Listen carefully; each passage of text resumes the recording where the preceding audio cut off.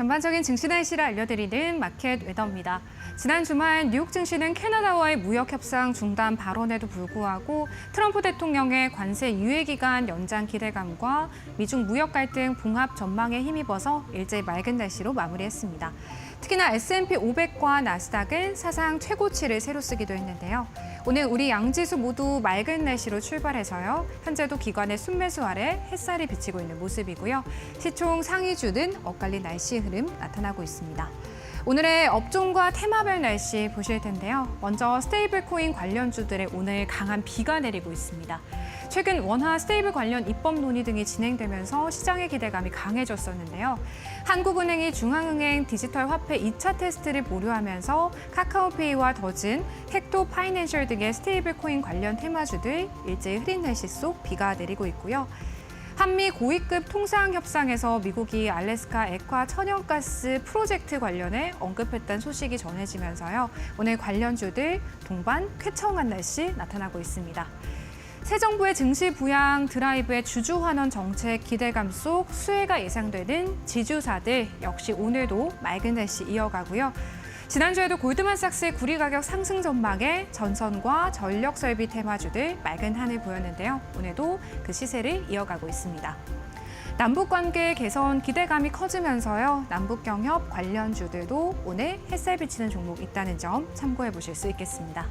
다음은 특징주 날씨 보도록 하겠습니다. 두 종목 모두 뜨거운 여름 날씨 보이고 있습니다. 첫 번째 종목은 GFC 생명과학이고요. 바이오 소재를 개발하는 화학 제품 제조업체인데요. 오늘 코스닥 시장에 이전 상장했습니다. 장중 한때 3만 원 선을 돌파하기도 했고요. 공모가 대비 강한 시세 흐름 보이고 있습니다. 또 신풍제약은요, 이 코로나19 등 유행성 RNA 바이러스 감염증과 관련한 국내 특허를 취득했다는 소식이 전해지면서 오늘 주가에 햇살이 가득 내리쬐고 있습니다. 다음 특징주 두 가지도 보실 텐데요. 두산에너빌리티 오늘 쾌청한 날씨 보입니다. 산업통상자원부 장관 후보자로 두산에너빌리티 김정관 사장이 지명되면서요. 두산에너빌리티 주가는 장 초반부터 급등해 52주 신고가를 경신, 시총 5위 자리를 두고요. KB금융지주, 하나에어로스페이스와 경합을 벌이고 있고요. 마지막 종목은 아티스트 스튜디오인데요. 오징어 게임 3 주연을 맡은 이정재 배우가 대주주로 있는 기업입니다. 지난주 오징어 게임 3가 공개된 이후 엇갈린 평가가 나오는 가운데 이 아티스트 스튜디오를 비롯 관련주들의 거센 비가 쏟아지고 있습니다. 지금까지 증시 날씨 전해드렸습니다. 마켓웨더였습니다.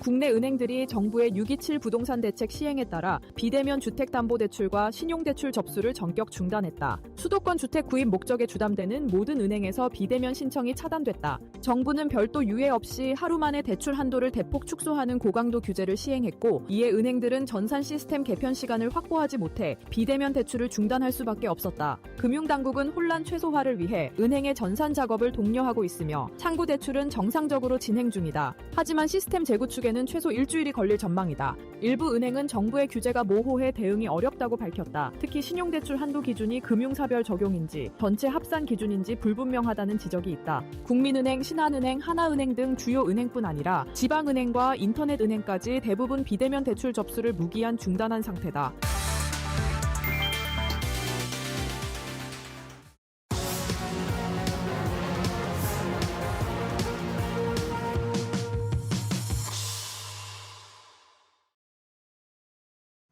마켓나우 3부 함께하고 계시고요. 현재 시장에서 주목해볼 만한 3가지 테마와 이슈 그리고 종목까지 총 점검해보는 데일리 아스탁 시간으로 이어가 보도록 하겠습니다. 월요일 데일리 아스탁은 이분과 함께합니다. 김태훈 전문가님 나와주셨습니다. 안녕하십니까? 안녕하세요. 네.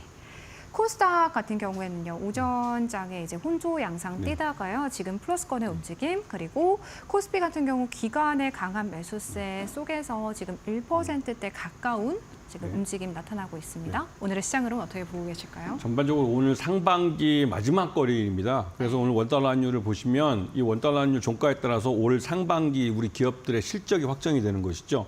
우리나라는 수출 주도의 기업들이 많기 때문에 원달러 환율이 미치는 영향이 큽니다. 그런데 오늘 크게 하락을 하고 있는데 대부분 종가 마지막 거래일 때 거래에서 끌어올리는 그런 경향이 있습니다. 그렇게 해서 결정되는 그 환율이 올 상반기 실적을 기준하는 그 기준 환율이 되는 것이죠. 그리고 우리 기업들이 대기업 중심으로 해서 올해 상반기에 그럭저럭 선방을 했습니다. 실적 1분기까지 좋았고요. 2분기도 그럭저럭 선방하는데 지금 관세 문제가 미국이 7월 달에 무조건 부과를 하겠다고 그러니까 우리나라 같은 경우 대미 무역자 부는 게 굉장히 줄어들 가능성이 크죠. 특히 25%의 관세를 물면서 우리가 자체적으로 뭐 경영 개선이나 이런 걸 통해서 흡수한다고 하고 또 원달러 환율 부분에서 좀 일부 이걸 이제 받아들인다 해도 이 수출 가격이 올라갈 수밖에 없기 때문에 우리 기업들의 이 3분기, 하반기 실적이 좀 우려되는 부분이 있습니다. 그래도 상반기 중에 흑자를 내고 있고 실적을 꾸준히 내고 있는 종목들, 그런 종목들이 꼭 미국 시장 말고도 유럽 시장이나 동남아 시장 또 중동 시장에서 실적을 내고 있기 때문에 그런 종목들을 중심으로 좀 보시는 게 좋으실 것 같습니다. 오늘 시장에 대한 전략 좀 간략하게 말씀해 주셨는데요. 보다 세세하게 저희 준비해 주신 3가지 테마와 이슈 좀 살펴보도록 하겠습니다. 화면을 통해서 준비되어 있습니다. 네, 데일리 아스탁 첫 번째 테마부터 확인해 보도록 하겠습니다. 전력기기고요. 인공지능 산업이 급성장하면서요. 미국을 비롯한 글로벌 전력 수요 증가하고 있고요. 또 최근 미국 내 노후 전력기기 교체 수요 계속해서 증가하고 있습니다. 전력기기 하반기에도 계속해서 갈 수 있을지에 대한 부분 체크해 보도록 하고요. 두 번째는요. 보안입니다. 원화 기반 스테이블 코인 도입 가능성의 사이버 보안 관련주들 최근 시장 안에서 좀 두각을 보이고 있습니다. 보안주에 관련된 전략들 챙겨보도록 하겠습니다. 마지막은요. 원전입니다. 지난주에 또 원전 관련한 이슈와 함께요. 이 고리 1호기 해체 승인 심사를 앞두고 또 원전 해체 정비 쪽 관련주들도 주목받은 바가 있습니다. 저희 전반적으로 지금부터 전략 함께 세워나가 보도록 하겠습니다. 네, 첫 번째는 전력기기 준비해 주셨는데요. 하반기에도 과연 전력기기 관련주들 이런 순항을 이어나갈 수 있을까요? 어떻게 보세요? 그 상반기에 이 전력기기 쪽에서 이제 실적들이 좋게 나오고 또 1분기 실적이 대부분 어닝 서프라이즈가 나왔죠. 이렇게 나온 이유가 무엇보다도 이 AI 기술, 그러니까 AI 기술이 발전하면서 AI 인프라 투자가 전 세계적으로 이루어지고 있습니다. 우리나라도 여기에 뒤떨어지지 않게 뭐 AI 100조 원 투자 시대를 만들겠다고 그러고 모두의 AI라는 것을 정부 정책으로 내놨습니다. 새로운 정부에서.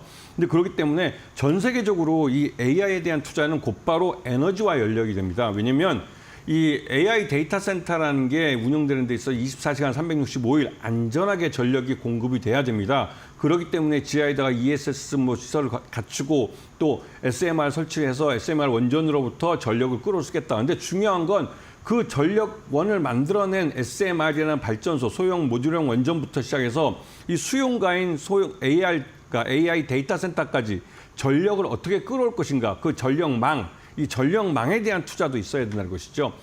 우리나라는 비교적 그래도 한 70년대 이후에 만들어진 전력망들이고 해서 그나마 좀 그리고 계속 개비가 되면서 어느 정도 유지가 되고 있고 또 20세기, 21세기 들어올 때 광통신망을 깔면서 전력선도 그때 손을 좀 봤습니다. 그래서 우리나라 전력선은 굉장히 젊은 전력선이죠. 하지만 유럽만 가봐도 전력선이 여전히 구리선입니다.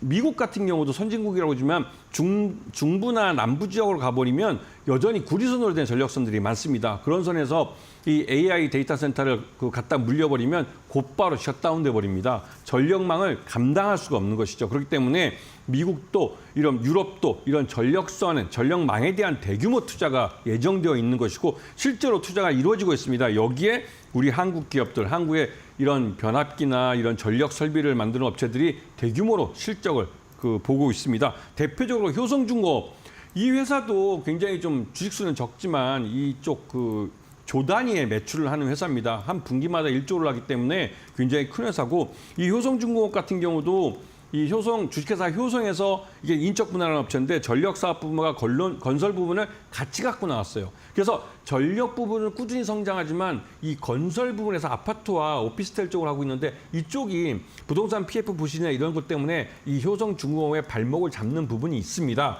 그래도 전력 부분이 워낙 크게 등치가 크고 빠르게 성장하고 있기 때문에 전체적으로는 효성중공업 주가를 우상향하는 그런 차트를 그리고 있죠. 그리고 무엇보다도 이 회사는 대용량 해상 풍력 터빈 개발을 또 하고 있습니다. 그런 부분에서 이 해상 풍력 발전에도 어느 정도 기회를 갖고 있고 수소 충전 사업에도 진출을 했습니다. 신규 사업으로 미래 먹거리로 수소기 쪽에 투자를 하고 있는 그런 회사죠. 그렇기 때문에 효성중공업을 좀 봐주셔야 할 필요가 있고요.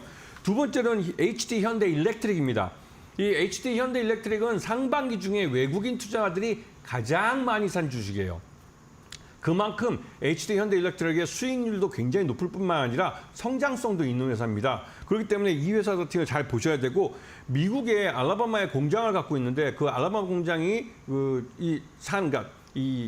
생산 시설을 생산 캐파를 늘렸습니다. 증설 투자했는데 증설 투자가 끝나자마자 다시 또 증설 투자를 할 정도로 북미 쪽에서 이 수요가 대단합니다. 왜냐하면 미국이 AI 인프라 투자를 5천억 달러를 하겠다고 했지만 그게 실질적으로 보면 이 50개 주 중에 48개 주에 AI 데이터 센터를 짓는 겁니다. 그만큼 넓은 광대한 미국 영토 안에 이 에너지를 끌어다 쓰기 때문에 전력망이 엄청나게 들어가는 것이죠. 이거에 대한 개비가 때문에 HD 현대일렉트릭도 수익을 보고 있고요. 그리고 마지막으로 LS 일렉트릭인데요. 이 LS 일렉트릭은 매출 외형도 크고 또 동남아 지역에 관련된 계열사들을 갖고 있기 때문에 이 동남아 지역에서도 확고한 시장을 갖고 있습니다. 그러면서 LS 일렉트릭 같은 경우도 이 앞에서 말씀드린 두 회사들처럼 매출이 한 1조 원 정도 되는 회사인데요. 그러다 보니까 이게 어떻게 보면 그 시장에서 선발 주자였지만 지금으로서는 실적이 이런 부분이 3위로 내려앉았어요. 그런 부분 때문에 LS그룹에서 LS 일렉트릭에 대한 투자를 많이 하면서 LS 일렉트릭이 시장을 다시 한번 견인해 가기 위해서 지금 빠르게 앞에 두 종목들을 추격하고 있습니다.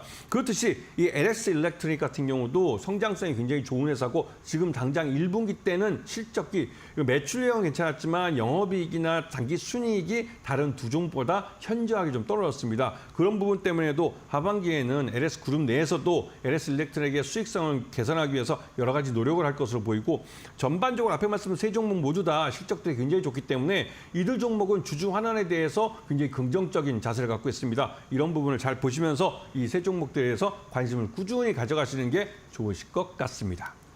주주 환원에 대한 모멘텀, 여기에 더해서 하반기에도 긍정적인 실적 흐름 이어질 수 있겠다라는 말씀해 주셨습니다. 효성중공업과 HD 현대일렉트릭, LS 일렉트릭까지 기억해 주시고요. 두 번째는 보완주 보도록 하겠습니다. 스테이블 코인이 제도권 안으로 편입이 되게 되면요. 이런 보완과 관련된 종목들이 좀 부각을 받을 수 있지 않을까 하는 기대감인 것 같거든요. 보완 관련주 어떤 대응 방안 필요할까요? 전반적으로 이게 이제 네. 비대면으로 많이 하다 보니까 이게 인증이나 이런 부분이 있고 실질적으로 지금 하루가 멀다 하고 뉴스 나오는 게 개인 정보가 유출됐다 뭐 이런 것들이 나오고 있습니다. 근데 이건 우리 한국 기업들이 갖고 있는 고질적인 문제인데 이 보안에 대한 투자는 아주 경기가 좋고 회사가 돈을 많이 벌어서 돈이 많이 남아돌 때 세금을 줄이기 위해서 내부 비용을 늘리는 차원에서 투자가 많이 됐습니다. 그러다 보니 이 투자하면서 보안에 관련된 투자는 항상 후순위였죠.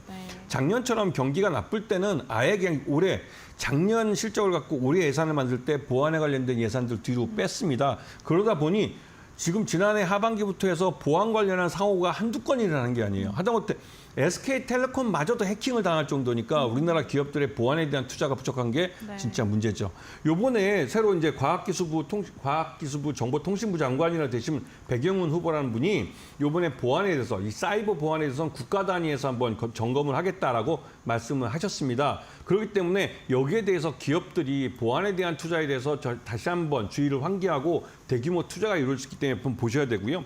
이 보안주 중에 그래도 지금 잘 나간다고 시장에서 괜찮게 흑자를 내고 있고 그나마 규모의 경쟁을 갖고 있다는 소리가 지니언스라는 회사입니다. 이 지니언스라는 회사는 말 그대로 정보 보안 제품들을 판매하고 그걸 유지 보수하는 것으로 수익을 가져가는 회사인데요. 대표적인 이제 정보 보안 솔루션을 제공해 주는 업체죠. 이 업체 같은 경우 대표적으로 네트워크 보안, 즉 네트워크라는 건 말 그대로 요즘 들어서 문제가 되고 있는 그 AI 데이터 센터에서 어떤 우리가 이제 클라우드라는 걸 통해서 이 AI 데이터 센터에 어떤 정보를 올리고 필요한 정보를 내려받을 때 여기 사이에서 발생하는 여러 가지 보안 사고들을 예방하는 그러한 기술을 갖고 있는 겁니다. 이 클라우드 원격 보안 솔루션을 제공하고 있고 이런 부분에서 수익을 내고 있는 회사라는 걸 잘 보셔야 되죠. 그 말뜻은 보안 쪽 관련해서 투자가 이루어진다면 지니언스가 가장 먼저 수혜를 볼 수 있는 그런 기업이라는 뜻입니다. 그리고 윈스테크넷이라는 업체가 있습니다. 윈스테크넷 지난해에도 말씀드렸지만 이 업체도 역시나 네트워크 보안 쪽입니다. 지금은 AI 기술이 대세를 점유하고 있고 그 AI 기술이 클라우드 컴퓨팅이라는 걸 갖고 이제 직접적으로 이제 나타나고 있기 때문에 그 클라우드 컴퓨팅에 대해서 가장 보안 쪽으로 돈을 벌 수 있는 사업을 하고 있는 종목들을 찾아야 됩니다. 그런 종목에서 이런 윈스테크닉도 마찬가지고요.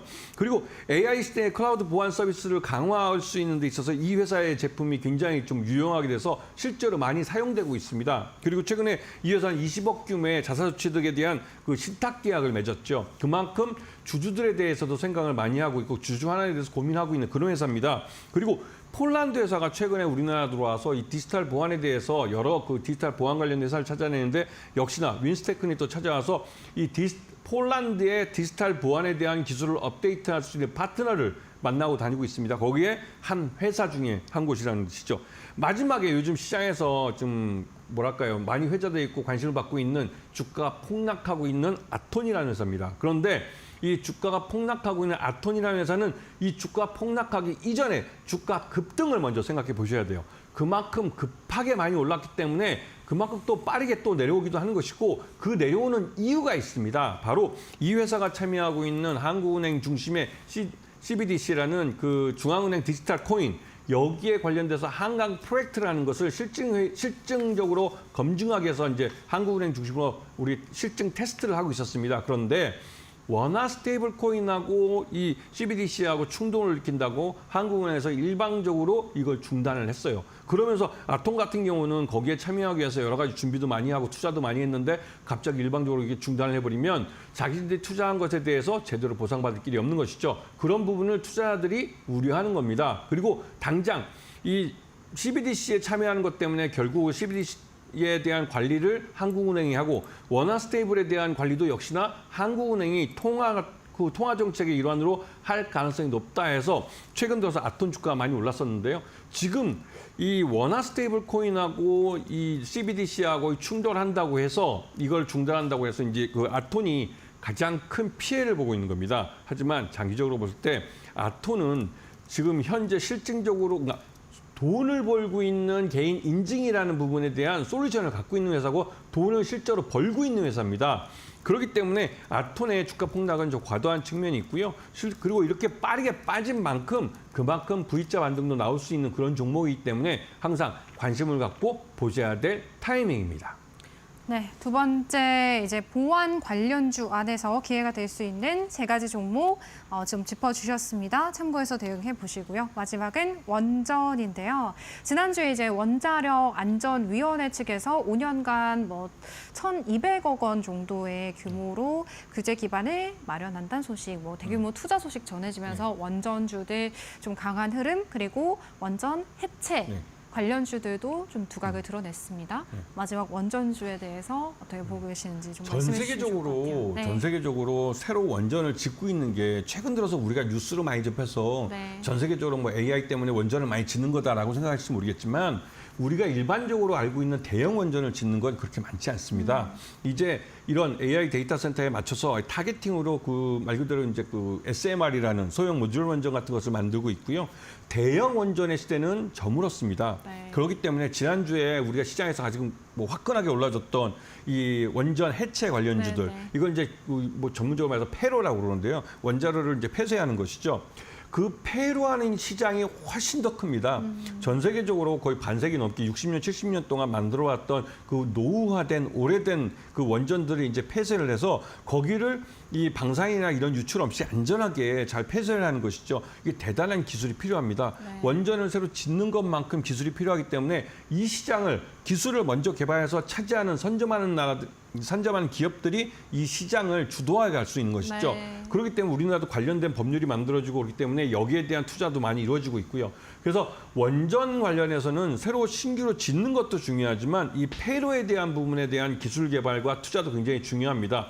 그리고 원전 관련주 중에 두산 에너비티 같이 지금 현재 이 원전 쪽에서 신규로 이제 그 신한울 3호와 4호를 건설하기 시작했습니다. 거기에 주기기를 이 두산 에너비티가 납품을 하죠. 거기 그런 면에서 두산 에너비티가 수익을 보고 있고, 두산 에너비티는 아까 말씀드렸던 AI 데이터 센터의 핵심적인 그 에너지원인 SMRT에도 투자를 하고 있습니다. 미국에 있는 SMRT 설계회사에 투자를 하고 있고, 실제로 그 SMR에 이 그 주기기를 이 두산 에너비티가 설계하고 개발을 했습니다. 그래서 여기에도 참여를 하고 있죠. 그렇기 때문에 두산 에너비티는 이 대형 원전의 마지막 끝차를 차고 있으면서 또 한편으로 SMR에 또 그 한 발을 담그고 있습니다. 그래서 원전 시대가 뭐 SMR 통해서 당분간 이어질 가능성이 있는데 거기에 대해서도 수익을 내고 있고, 두산 에너비티는 기본적으로 이러한 원전이 주력 사업이지만 또 한편으로 원전의 시대가 갈 때를 대비해서 가스터빈 엔진이나 가스터빈 발전소나 또 그 외에 다른 그 수소 경제나 이런 쪽에도 투자를 하고 있습니다. 그렇기 때문에 에너빌리티는 성장성이 있는, 아직도 성장성이 살아있는 회사이기 때문에 이런 부분을 잘 보셔야 될 것 같고요. 두 번째는 BHI입니다. BHI 같은 경우 원전의 보조기기를 만드는 업체고, 그 보조기기로 성장을 해왔습니다. 대표적으로 뭐 이 회사 같은 경우 신한울 원전의 3호기와 4호기에도 이 회사가 복수기를 이제 납품을 했고요. 납품을 하기로 했고, 미국 4세대 그 소형 모듈 원전 SMR 업체 중에 하나인 토르콘이라는 업체가 전략적 제휴를 맺어서 이 토르콘에 대해서는 주기기까지도 이 BHI가 한번 도전을 해보려고 하고 있습니다. 그만큼 BHI는 이 기존 우리 한국형 원전에서는 보조기기 쪽에 주력으로 돼 있던 회사지만 이제는 이 주기기 쪽도 발을 넓혀가려고 하고 있는 그런 회사 있죠. 그렇기 때문에 BHI 같은 경우도 관심권에 두고 보셔야 되는 것이고, 마지막으로 이게 이제 그 우리기술이라는 업체인데요. 우리기술 업체는 우리 한국형 원전의 제어계측기기를 국산화한 그런 기술력 있는 회사입니다. 근데 대형 원전을 지을 때 이 말 그대로 이제 제어계측기라는 건 원전이 다 만들어지고 그 안에 전자제품이 다 들어가서 운전할 수 있도록 준비가 돼 있는 상태에서 그 상태를 만드는 거기 때문에 이 투자가 되는 데 있어서 후순위로 들어가죠. 그렇기 때문에 이런 부분을 지금 신한울 원전이 이제 공사를 시작했습니다. 그래서 앞으로 실제로 우리 기술이 그 수익을 얻는 것은 한 2, 3년 후에나 그 수익을 얻게 되는 것이죠. 그리고 다른 이 우리 기술은 그렇기 때문에 지난 몇 년 동안 원전에 대해서 신규 건설이 없는 동안 이 신기술, 그러니까 신사업을 많이 벌이고 있습니다. 그 방산 쪽에도 참여하고 있고요. 그리고 뭐 해상 풍력 발전에도 참여하고 있습니다. 그리고 스마트팜에도 이 회사는 또 참여하고 있죠. 이렇게 다양한 분야에서 신규 사업을 벌이고 있기 때문에 우리 기술 같은 경우는 원전이 주력 사업이긴 하지만 그 신사업 쪽에서도 어느 정도 이제 실적을 내기 시작했다는 부분을 좀 보셔야 되고, 그리고 무엇보다도 이 회사도 역시나 신한울 3호기와 4호기가 시작이 되면서 거기에 우리 한국형 원전이기 때문에 확실하게 우리 기술이 거기에 대해서 제어계측 부분에 납품을 하면서 실적을 가져가게 됩니다. 이거는 거의 독점 기술과 마찬가지이기 때문에 이거는 산수예요, 산수. 그렇기 때문에 우리 기술은 향후에도 이런 실적이 개선될 수 있다는 부분을 감안을 하시고 시장에서 접근을 하셔야 될 필요가 있습니다. 네, 기존 주도주였던 원전입니다. 여전히 전문가님께서는 긍정의 의견 주셨고요. 기회가 될 수 있는 종목들 뽑아주셨습니다. 오늘 원전과 전력기기, 보안까지 세 가지 테마와 이슈 살펴보는 데일리 아스탁 시간, 김태훈 전문가님과 함께했습니다. 전문가님 고맙습니다. 고맙습니다. 저희 마켓나우 3부는요, 시청자 여러분에게 도움이 되는 정보들을 제공해드리고 있습니다. 다만 투자에 대한 판단과 책임은 개개인에 있다라는 점 유의해서 투자하시길 바랄게요.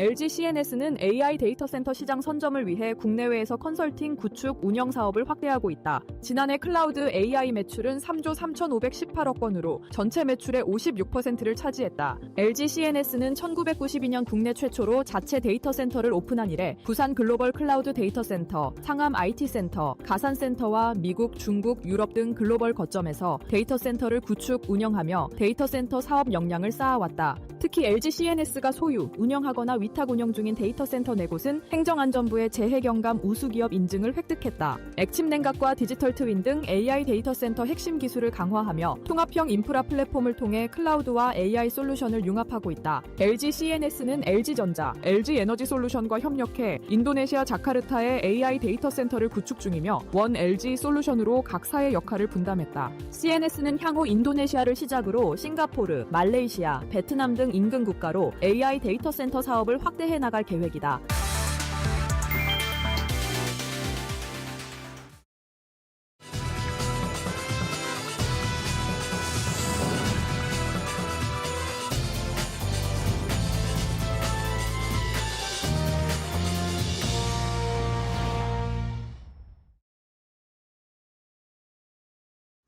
네, 오늘 6월의 마지막 거래일입니다. 뜨거웠던 상반기를 마무리하고 하반기를 맞이하는 중요한 전환점에서 새로운 코너로 저희 인사드리게 됐는데요. 시장 분석과 전망, 관심 종목까지 투자 전략에 대해 구체적으로 짚어드리겠습니다. 데일리 마켓 코칭 이분과 앞으로 함께합니다. 이데일리 TV 서동구 전문위원 나와주셨습니다. 위원님 안녕하십니까? 네, 안녕하십니까? 네.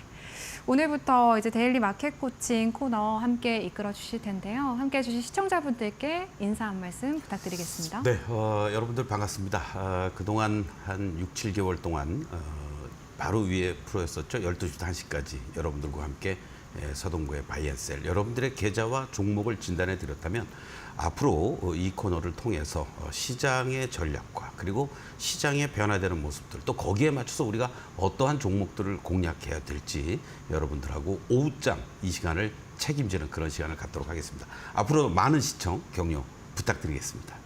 네, 앞으로 진행될 저희 데일리 마켓 코칭 많은 기대와 응원 부탁드리도록 하겠습니다. 그럼 저희 먼저 화면을 통해서요. 서동구 위원님께서 준비해 주신 마켓 코칭 오후장 키워드 살펴보도록 하겠습니다.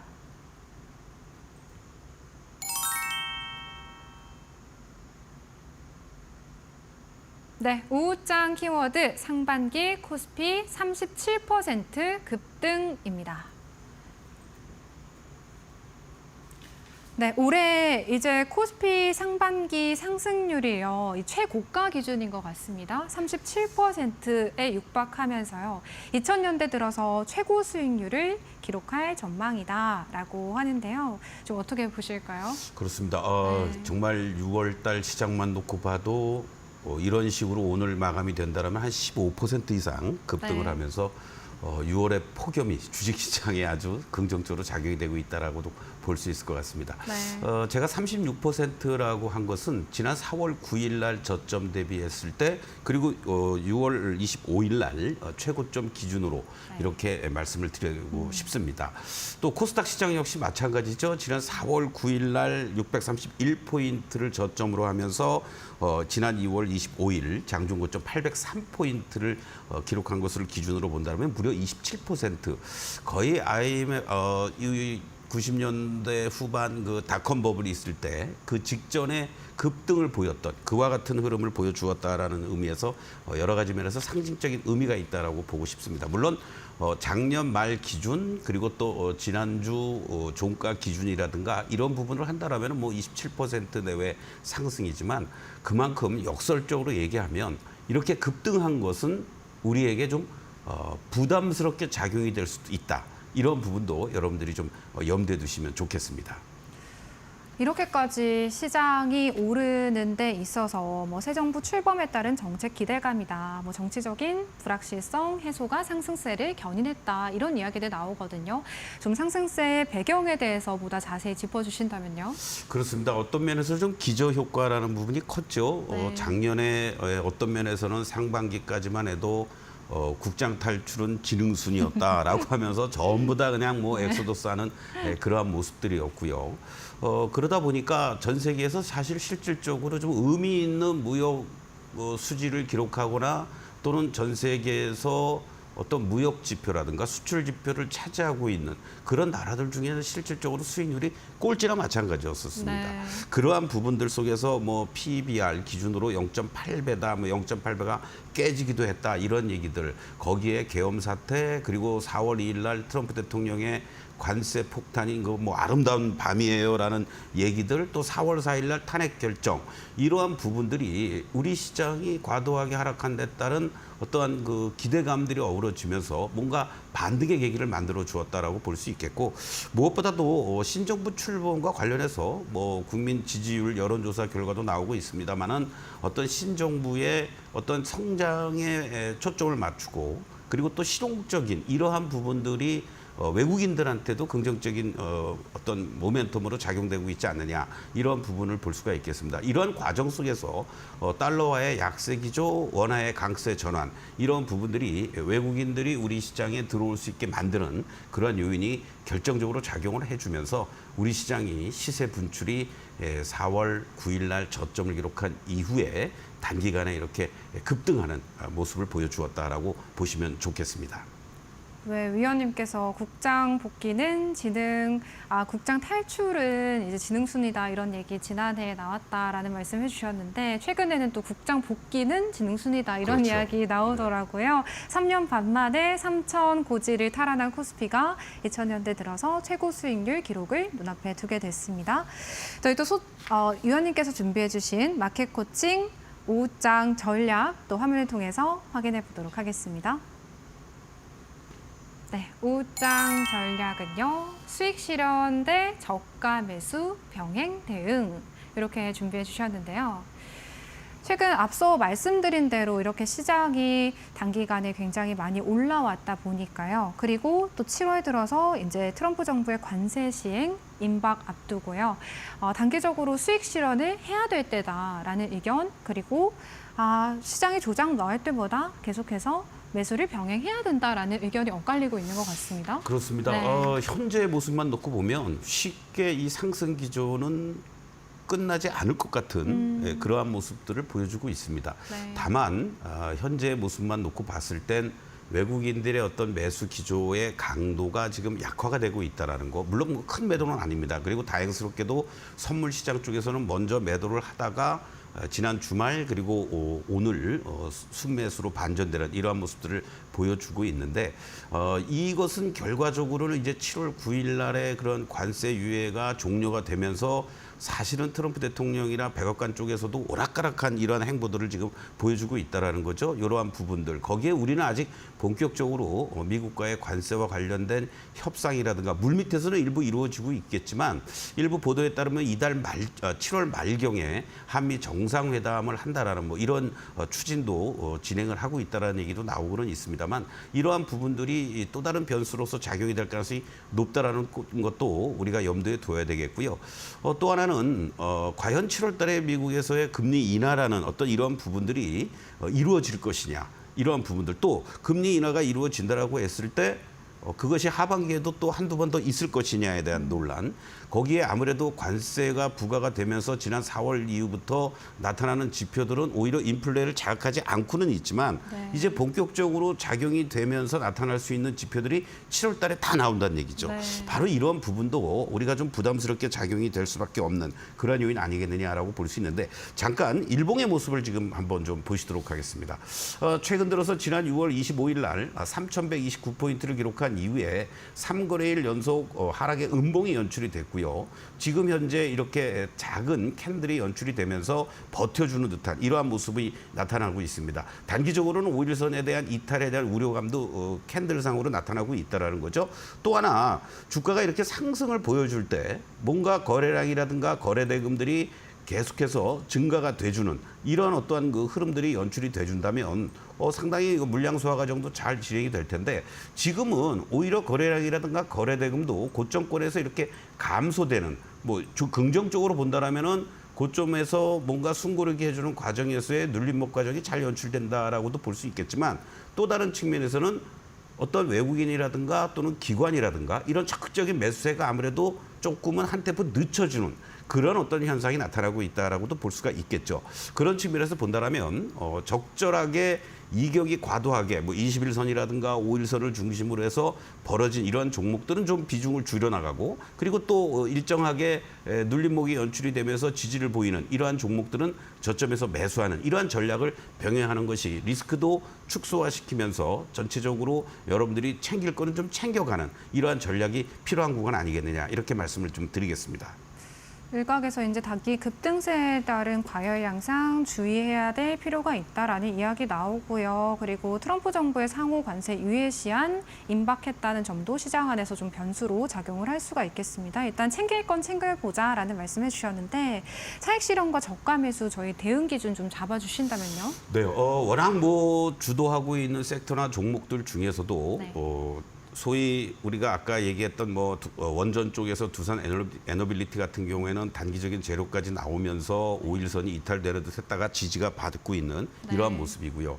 또 SK 하이닉스 같은 경우에도 미 증시에서 M7 특히 뭐 엔비디아라든가 이런 쪽들의 어떤 견조함이 나타나고 있기 때문에 오늘도 강세를 보여주고 있는데 지금 현재의 모습만 놓고 보시면요. SK 하이닉스를 잠깐 좀 일봉을 보시겠습니다. 5일선에 대한 어떤 지지 공방을 지금 보여주고 있는 이러한 모습이라는 거죠. 다만 11선이라든가 또는 20일 이평선과의 이격이 벌어지고 있다는 거. 이러한 부분들은 추가적으로 30만 원에 안착하기보다는 일부 숨고르기 이후에 재차 상승할 수 있는 가능성도 높기 때문에 추가 매수보다는 적절한 이익 실현도 병행하시면서 신규 매수는 기다렸다가 대응하는 이러한 전략이 필요하지 않겠느냐. 이렇게 보면 좋을 것 같고요.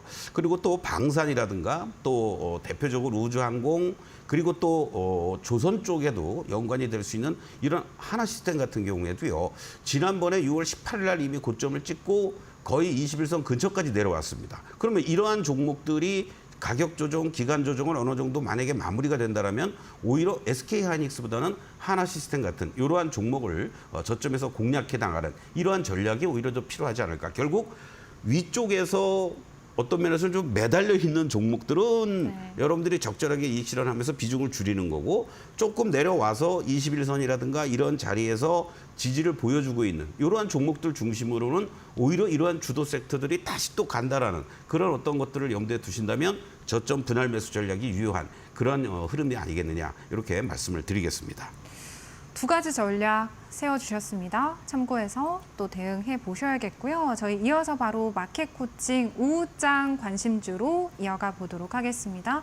결국에는 종목 가장 궁금해 하실 것 같거든요. 우장의 체리 피킹할 후보군 짚어주신다면요? 네, 아까도 말씀드렸던 것처럼 이 시간을 통해서는 여러분들에게 잘 가고 있는 종목 중에서도 고가권이라든가 고공행진을 하고 있는 것보다는 오히려 숨고르게 해주고 여러분들이 편안한 자리에서 매수할 수 있는 종목들을 선정해 드리는 게 좋지 않을까 이런 말씀을 좀 드리겠습니다.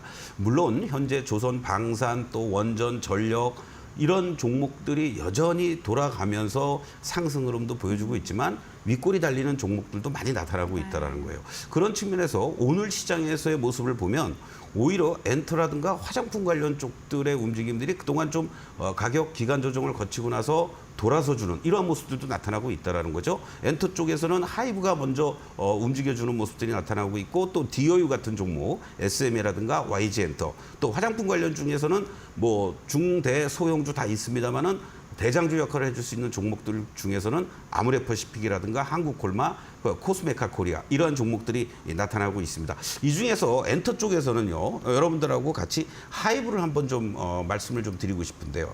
자, 하이브 같은 경우 이제 뭐 방탄소년단 완전체 공연도 이제 임박했다 이런 얘기들이 계속 나오고 있습니다. 지난 6월 11일 날 고점을 기록한 이후에 지금은 어떠한 모습을 보여줍니까? 21선을 중심으로 해서 아주 이쁜 기간 조정을 보여주고 있다는 거죠. 그러니까 이러한 종목들이 이 고점을 기록한 이후에 옆으로 크게 가격 조정도 이루어지지 않고 21선과의 이격을 좁히는 과정이 연출이 되면서 다시 한번 거래가 실려주고 외국인들의 매수세가 꾸준하게 이어지고 있고요. 또 기관들의 매도 공세는 제한적인 이러한 모습들을 감안해서 본다면 충분히 추가적인 슈팅이 나올 수 있는 그런 위치에 있다라고 보시면 좋을 것 같고, 또 화장품 쪽에서는 지금 한국콜마 같은 종목도 아주 뭐 52주 신고가를 돌파해내는 이러한 모습입니다. 이 종목이 오늘 이렇게 올라갈 수 있었던 가장 큰 이유 중에 하나는 기간 조정의 어떤 움직임들, 그리고 직전 고점을 돌파해주고 나서 횡보해주는 이러한 자리들이 있었기 때문에 이러한 시세 분출이 강하게 연출됐고 외국인들을 중심으로 한 매수세가 지속되고 있다라는 거. 당연히 뭐 실적은 여러분들 뭐 이번 4월 달까지의 수출 또 최고치를 경신해 나가는 이러한 모습들이 나타나는 것을 감안해서 본다라면 7월 초에 발표될 수출입 동향에서도 화장품 관련주들의 추가적인 이러한 어떤 성장의 모멘텀을 확인할 수 있다. 이것이 결국은 실적으로 반영이 된다는 측면에서 본다라면 이런 한국콜마 같은 종목도 여러분들이 다시 한번 공략할 수 있는 그런 위치에 있다라고도 말씀을 드리겠습니다.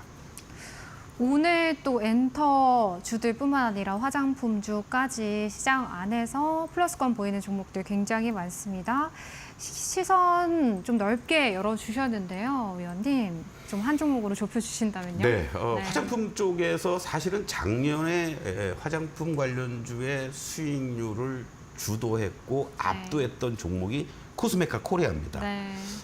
그러나 올해 들어와서는 뭐 다른 것들, 다른 ODM 업체도 한국콜마라든가 코스맥스라든가 이런 쪽들이 워낙 좋은 흐름들 그리고 저평가됐다라는 인식 속에서 상대적으로 좀 부진한 그러한 네. 모습을 보이면서 오히려 ODM 업체 중에서는 코스메카 코리가 오히려 상대적으로 지금 밸류를 기준으로 했을 때 저평가됐다 이런 얘기들이 지금 나오고 있는 거죠.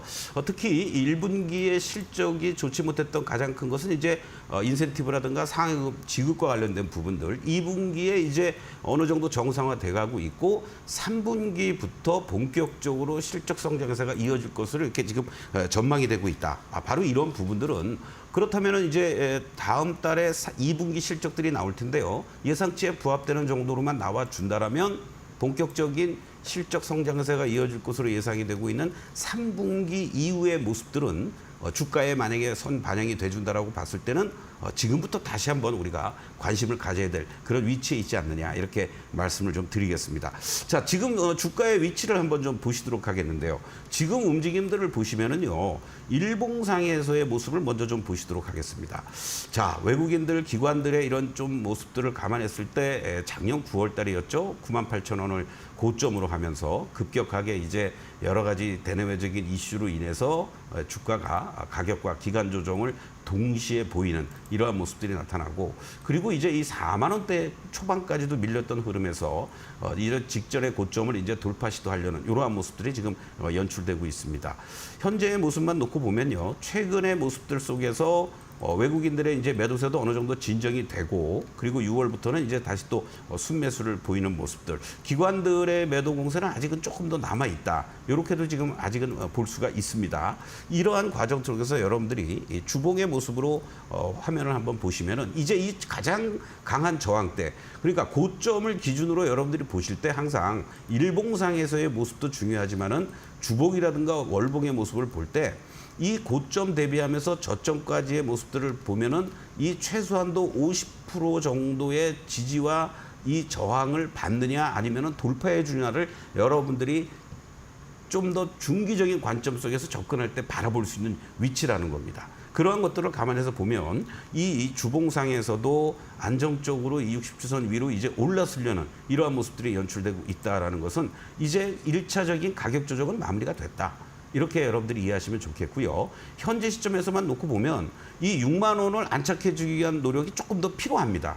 그러한 측면에서 단기적으로는 좀 이격도 벌어져 있는 모습이지만은 20일 이평선을 중심으로 한 지지력을 지금 보여줄 수 있는 위치에 있다라는 것들을 염두에 두신다면 이 6만 원을 중심으로 해서 5만 9천 원 이러한 자리들에서는 여러분들이 충분히 분할 매수할 수 있는 그런 위치에 있다라고도 말씀을 좀 드릴 수 있겠고, 현재 시점에서 이제 두 가지가 중요합니다. 하나는 이탈가가 되겠죠. 여러분들이 손절 라인을 어디서 저 밑에서 60일 이평선이 5만 원에서부터 올라오고 있는 모습인데요. 이 넥라인을 형성해 주었던 5만 4천 원, 3천 원 라인이 있습니다. 이 자리가 상당히 중요한 자리로 작용이 될 가능성이 높다. 이런 측면에서 본다면 5만 3천 원만 이탈되지 않는다면 충분히 여러분들이 보유하고 계신 분들이라든가 또는 신규 진입도 가능한 위치에 있는, 오히려 그렇게 이해를 해주시면 좋겠고, 여기서 추가적으로 슈팅이 나온다고 했을 때는 뭐 직전 고점은 뭐 당연히 돌파가 되겠죠. 그래서 일부에서는 지금 현재 목표가를 뭐 7만 원도 높이고 있고 이런 흐름이지만은, 직전에 이 고점에서 이탈되기 직전의 가격대 6만 9천 원을 1차 목표가로 여러분들이 설정하면서 차분하게 대응해 나간다면 좋은 그런 어떤 결과가 나오지 않겠느냐, 이렇게 말씀을 드리겠습니다. 네. 오늘의 체리픽 종목 코스메카 코리아 꼽아주셨습니다. 최근 또 외국인 매수세 지속해서 유입이 되고 있고요. 증권사에서도 업종 내 저평가된 종목이다. 목표 주가 상향하는 흐름 나타내기도 했습니다. 저희 위원님 코스피가 이제 3,000시대 맞이하면서요. 계속해서 랠리 이어갈 수 있을지도 궁금하고요. 또 이번 주 삼성전자 잠정 실적 발표도 있습니다. 그렇습니다. 어떻게 보세요? 아주 중요하죠. 네. 뭐 정말 아직도 6만 전자에 머물고 네. 있다는 거에 대해서 우리 개인 투자자들이 실망감을 넘어서 뭐 일부는 뭐 분노하는 이러한 네. 현상도 나타나고 있는데, 삼성전자 실적은 한마디로 딱 이것만 보시면 됩니다. 지난 다른 코너에서도 말씀드렸지만은 영업이익이 7조 원이 나와주느냐, 또는 7조 원에 근접하거나 그 이상이면은 오케이 땡큐가 되는 거고, 네. 만약에 6조 원대 뭐 초중반 정도 나온다. 그렇다면 삼성전자가 단기적으로 추가의 어떤 상승의 모멘텀을 찾기에는 좀 힘들지 않을까. 그렇게 됐을 경우에는 뭐 하이닉스가 워낙 잘 가고는 있지만, 결국은 7월 상반기에 7월 초에 IT 소부장 쪽들의 움직임이 조금은 악영향을 받을 수가 있다. 이렇게 보시면 좋을 것 같고, 그리고 7월 하반기에 이제 하이닉스의 실적 발표로 인해서 네. 오히려 또 어떤 하이닉스가 8조 원 이상의 영업이익이 나와준다라면 또 단기적인 모멘텀이 나올 수 있는 그런 삼성전자와 SK하이닉스의 이런 실적 추이가 어느 선에서 나와주는지를 보시면서 IT 소부장 쪽을 대응해야 되지 않을까, 이런 말씀을 좀 드리겠습니다. 네, 2분기 어닝 시즌 임박했습니다. 이번 주 또 삼성전자 실적 발표와 관련된 부분들 체크 포인트 좀 짚어보시면서 7월 시장 잘 대비해 나가시길 바라겠고요. 또 저희 오늘 서동구 이데일리 TV 위원님과 함께했습니다. 위원님 여기서 인사드릴게요. 고맙습니다. 네. 네, 저희 마켓나우 3부 오늘 준비한 내용은 여기까지입니다. 저희는 내일 오후 1시에 다시 인사드리도록 할게요. 오늘도 함께해 주신 여러분 고맙습니다.